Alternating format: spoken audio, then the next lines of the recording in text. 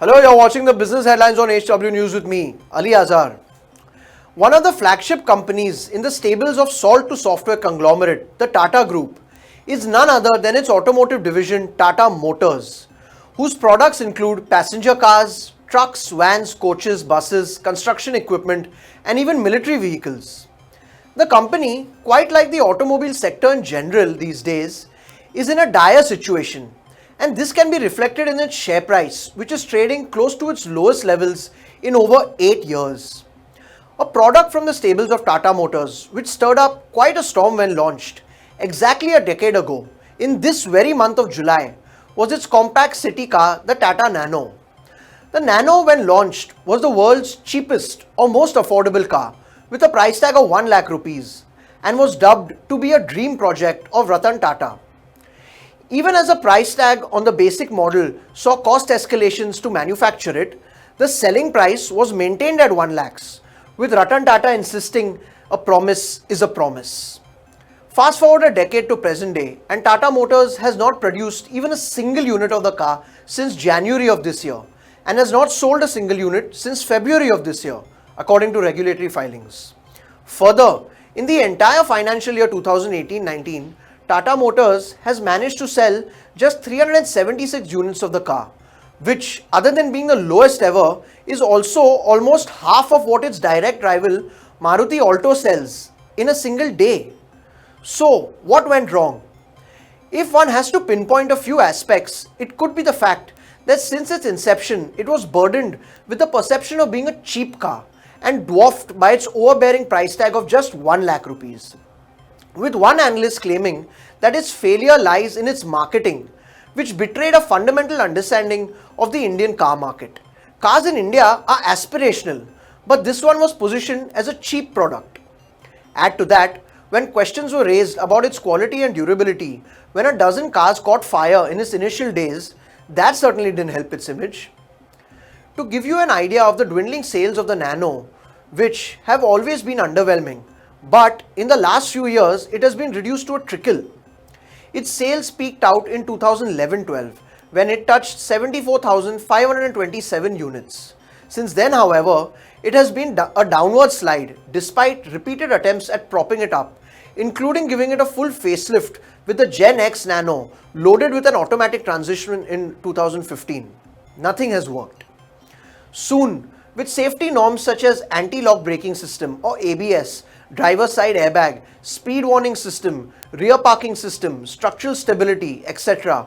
due to become mandatory, upgrading the Nano, especially given that sales volume are so low, does not make sense. Rumors of its end have circulated for quite some time. However, given that it was a dream project of Ratan Tata, it is a sensitive topic in boardrooms of Tata Motors. Most senior executives refuse to speak on the future of the car, and those who do are mostly defensive about it. Its discontinuation was also a hot topic of contention between Ratan Tata and former chairman of the group, Cyrus Mistry, when Mistry had alleged that the car had reached a peak loss of 1,000 crore rupees, and further went on to say that Tata Motors was unable to close down due to emotional reasons.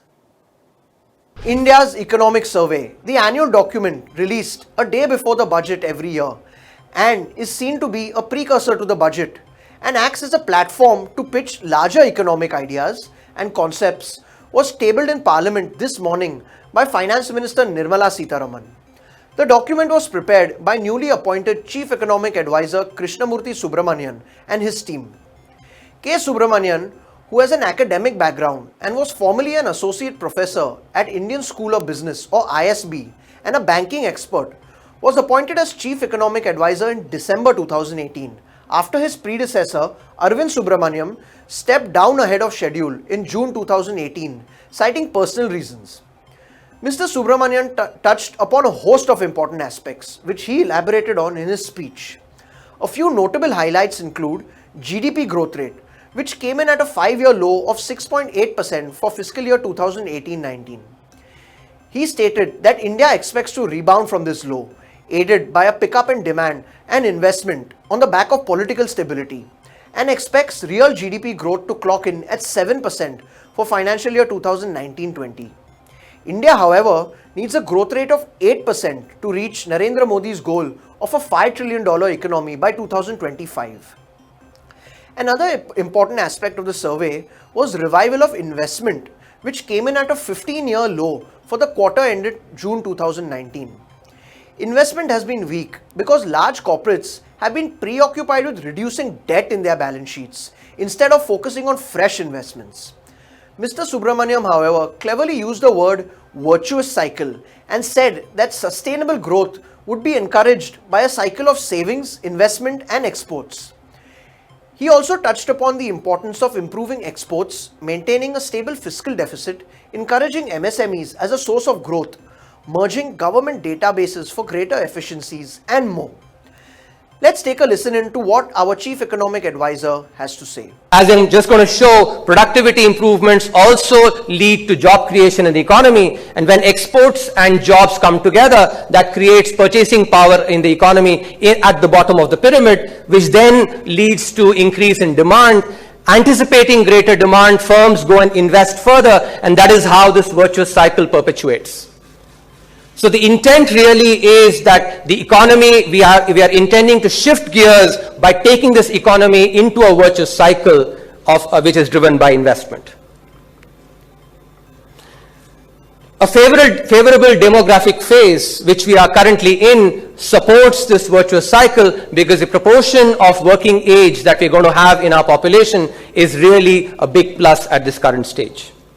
This is the virtuous cycle that we're talking about, that as the economy started doing better and better, China started pouring more of its savings into investment, started saving even more as a proportion of its GDP and investing more, and that is what led to this virtuous cycle that we are really trying to focus on for the Indian economy.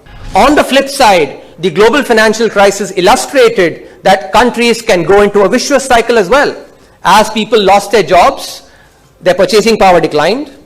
As a result, they were able to not demand as much goods and services, which had a dampening effect on investment, and thereby the vicious cycle operated as well. So this is a key departure that we're making from the traditional thinking by thinking about economies as either in a vicious cycle or in a virtuous cycle. Another important aspect that is really critical if we have to achieve that vision of economy at 5 trillion, which the strategic blueprint talks about, is nourishing our firms, our MSMEs, to grow better. Some research that we've done for the survey, I'm going to illustrate through this chart. The bars in saffron that you see here correspond to firms that have less than 99 employees. So these are small firms. The purple bars, on the other hand, correspond to those firms that have more than 99 employees. In the Indian context, we can think about them as large firms, but in the international context, these are really not large firms. A firm that employs 100 plus employees is really not that large. Typically, in the international context, you think about firms that employ a few thousand of employees as the large firms. But because of the way in which the manufacturing is in India, we're taking this cut. What I want you to take away from this slide is look at the proportion of small firms in the number of firms, the same proportion for employment, and then for the value added. So in sum, as I just said, the economic survey lays out a strategic blueprint for achieving that vision of economy at 5 trillion. The key theme is about shifting gears. We've grown well, but we need to shift gears. We need to shift into top gear at 8% plus sustained growth, and we can do that by pursuing a virtuous cycle with investment as a key driver. In coming up with this model for development in India, the survey makes a significant departure, and which I just described. Another key departure is thinking about humans as humans when we think about policy for them, and that's where behavioral economics really helps in creating policies. Unshackling MSMEs to grow and thereby create jobs and exports for the economy. Creating data as a public good to enhance the ease of living of people, and clearing the legal logjam, which can possibly be the best investment for achieving that vision of economy at 5 trillion. Thank you for watching HW News. This is me signing off. Have a great day.